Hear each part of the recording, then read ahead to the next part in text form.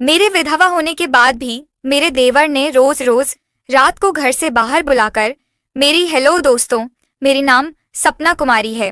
मेरी उम्र लगभग अभी 28 साल है।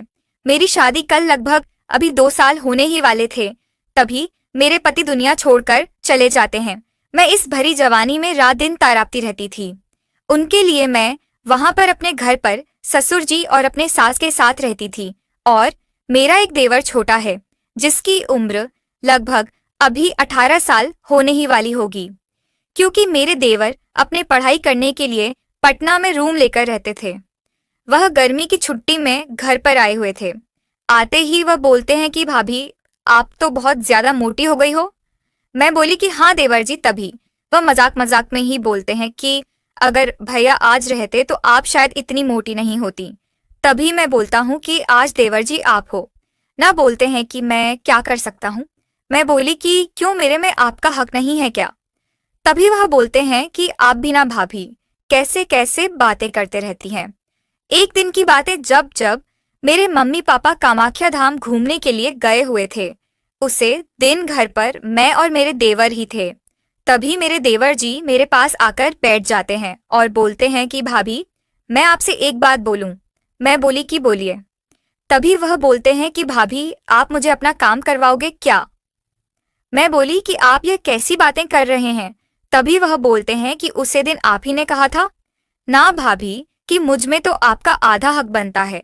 तो आधा हक का मतलब यही है ना कि मैं आपके साथ सब काम कर सकता हूँ, क्योंकि अब तो भैया भी आपके साथ छोड़कर इस दुनिया से चले गए हैं और आपकी भी ज्यादा उम्र नहीं हो रही है। आपकी तो काम करने की बहुत ज्यादा इच्छा करती होगी, क्योंकि आप कृपया काम किए हुए लगभग 2 साल हो गए हैं। मैं बोली कि मेरा मन नहीं करता है देवर जी। तभी मैं और देवर जी खाना खाकर अपने अपने कमरे में सोने के लिए चली जाती हैं।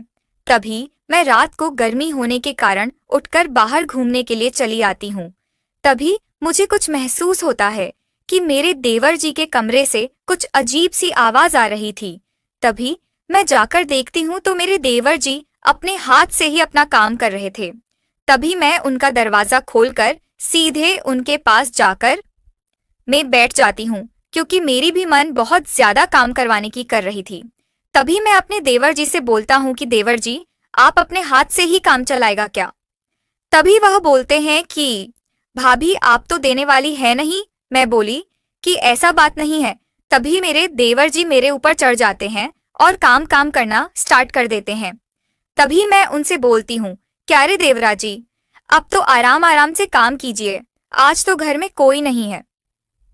देवर जी बोलते हैं कि भाभी के मैं आपसे क्या बताऊं, मैं आपके पीछे कई दिनों से पागल की तरह घूम रहा था, क्योंकि आप पर मेरा दिल आ गया था, इसलिए मुझे यह घर पर आना पड़ा।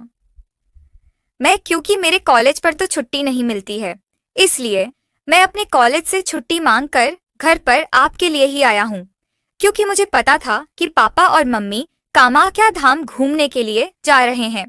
इसी मौका का फायदा उठाने के लिए मैं घर पर आया हूँ। यह सब बात सुनकर मैं अपने देवर जी से बोलती हूँ कि ठीक है, आप मेरा काम कर लीजिए। तभी मेरे देवर जी लगभग 1 घंटे बाद पूरी तरह से थक जाते हैं काम करके। मैं बोलती हूँ कि देवर जी और थोड़ा 10 मिनट करिए ना, मेरी भी काम पूरी ही अब होने वाली है। मेरे देवर जी बोलते हैं कि भाभी मैं पूरी तरह से मेरी हालत बिगड़ गई है, क्योंकि मैं आज पहली बार किसी के साथ इतना देर तक काम किया हूँ। नहीं तो इतना दिनों से मैं अपने हाथ से ही काम चला था, लेकिन मैंने सोचा था कि एक ना एक दिन में अपनी भाभी के साथ काम करूंगा। आज देखिए